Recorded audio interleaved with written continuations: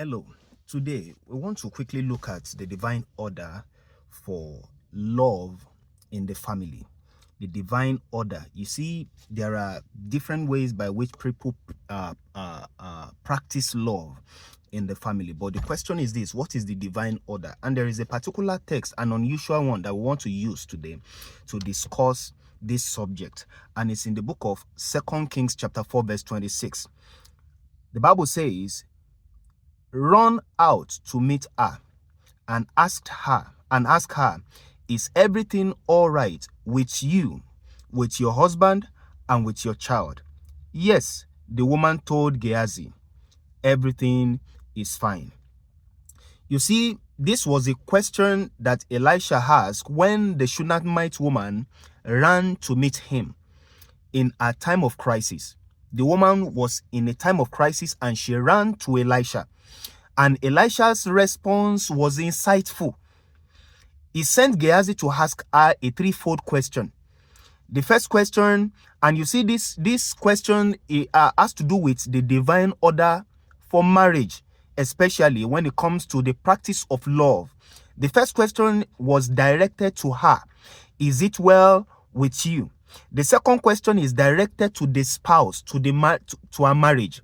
Is it well with your husband? And the last to the third member of the family, the third category of the member of the family, and that is the child. He said, is it well with your child? This divine sequence reflects the godly structure of love within the family. First, the self, which is you.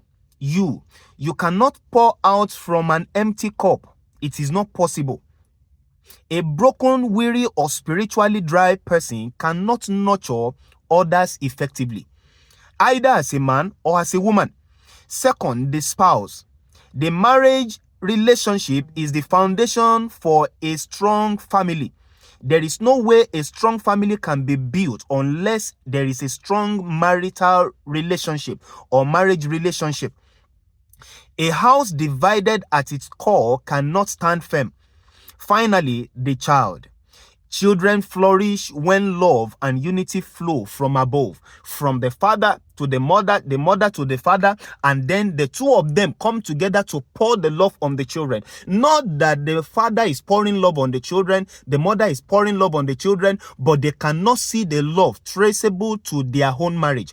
It is not a good one. That is not the kind of marriage that God, expects us to practice. In many families today, you see, this order has been inverted. Children are prioritized above marriage, or one spouse becomes neglected while the other bears the emotional or spiritual load of the family or of the marriage. Worse still, individuals ignore self-care. You see, some even forget themselves and they focus on their marriage and focus on their children. They focus on the family and they neglect themselves. So, and the result is they become spiritually, emotionally, and physically dry. They ignore themselves in they ignore their emotional well-being. They ignore their physical well-being. They ignore their spiritual well-being. And these things are very, very essential, because if you don't love yourself well, it's going to be very difficult for you to love others well. You understand now? So, and this often leads to resentment and burnout in marriage.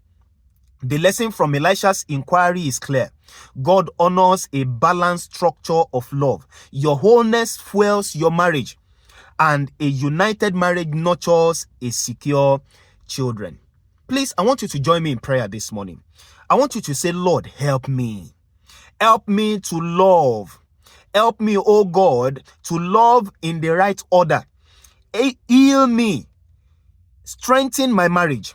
And help me raise children in a home full of love and peace.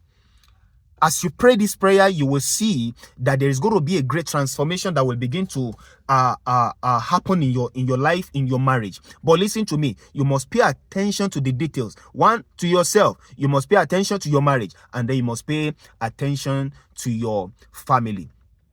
The scriptural reading, the further reading for today, Ephesians chapter 5, verse 25 to 28. The Bible says God was instructing through the Apostle Paul to the family. He says, husband, love your wives, even as Christ loved the church and gave himself for it, that he might sanctify and cleanse it with the washing of water by the word, that he might present it to himself a glorious church, not having spot or wrinkle or any such thing, but that it should be holy and without blemish.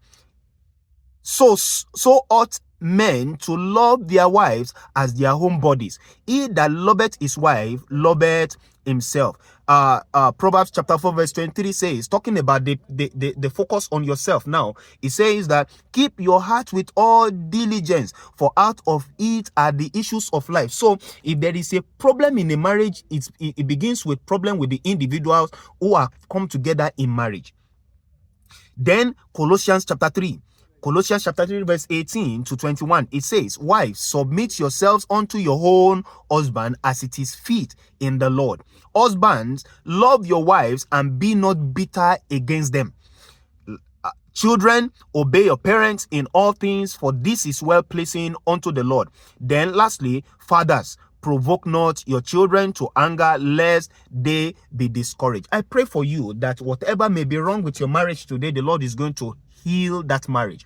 And if the problem lies with you, I want to beg you, humble yourself, identify, reflect, assess yourself, assess your life. Is there something that I have not dealt with that is affecting my marriage?